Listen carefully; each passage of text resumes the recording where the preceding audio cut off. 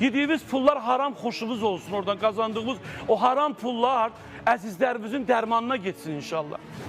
O uşaqların işi deyirdi onu daşımaq. Afisant gələr, gedər kuxunada qabını yuyar, qaşığını silər, qabını yuyar demək üzücüm. Qabını silər, orada olur da, nə bilim, bakalları silər, süfrəni düzəldər, sonra toya hazırlaşar.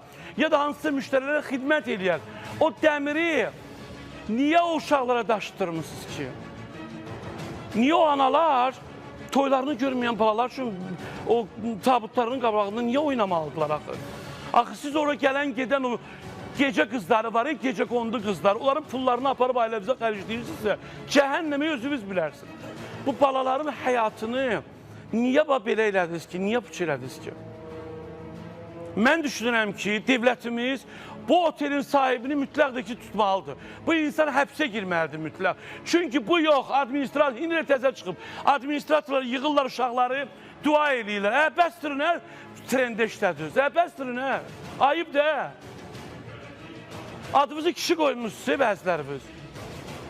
Bəsdir cəmaatın uşağını 20 manata bugünə qoydunuz. Olmaz belə şeylər.